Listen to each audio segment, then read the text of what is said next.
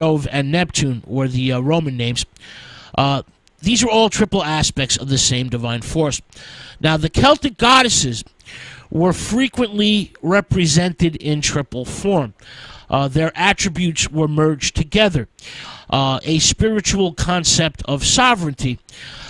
These goddesses are also queens. They're also sovereigns. For example, the Morrigu, the Morrigan, the triple goddess of death and battles. The Morriganu, the Morrigan, is a complex goddess with various characteristics, both generative and destructive. She has many names throughout the Celtic world. The Maka, the Medeb, the Mavi, the Eru, the Folda, the Naman. She has many, many names.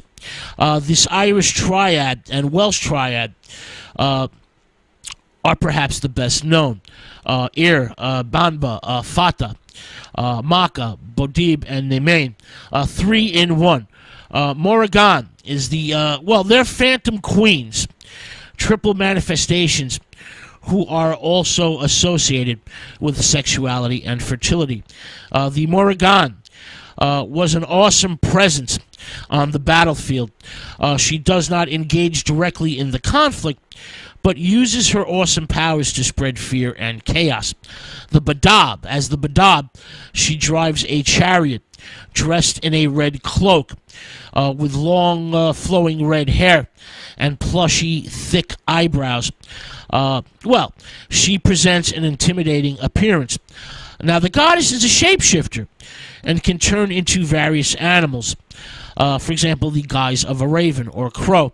The black bird would foretell the outcome of the battle. She is also linked to horse symbolism.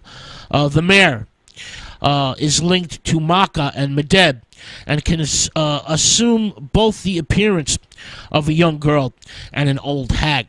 Now, the appearance of the hag signals the banishment or slaughter of a king or tribal ruler.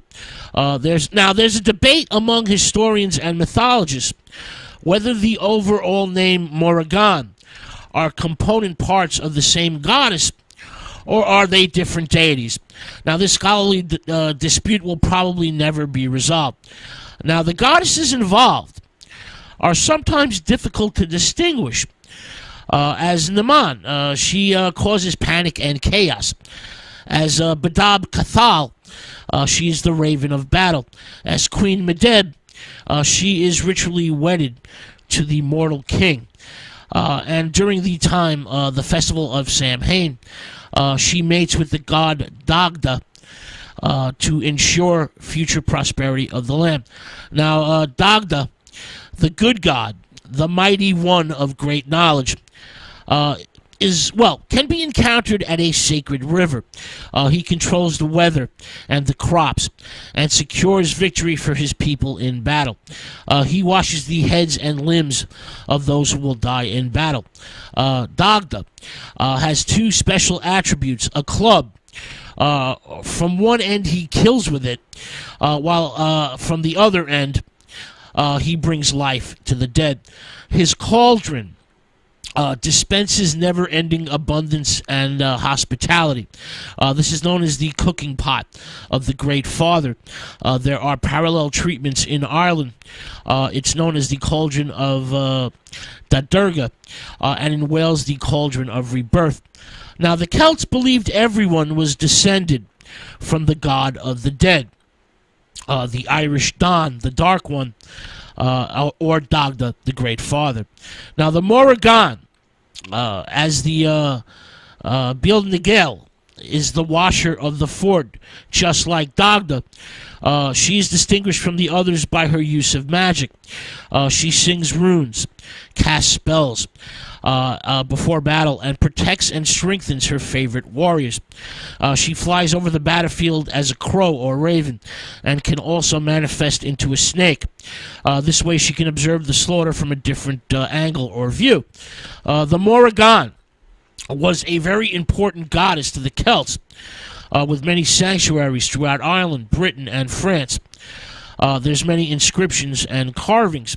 You have stone pillars. You have Romano-Celtic altars. The Morrigan is the embodiment of all that is perverse and horrible among these supernatural forces, but is not at all evil. She serves a function and has a special place in the Celtic universe. This is a very, very complex and important goddess. The Celts saw humanity as a triad, body, mind, and spirit. And divided nature into animal, vegetable, and mineral, and divided their color schemes, for example, into red, yellow, and blue. Triplicity was integral to their faith and their religion. Now, Hillary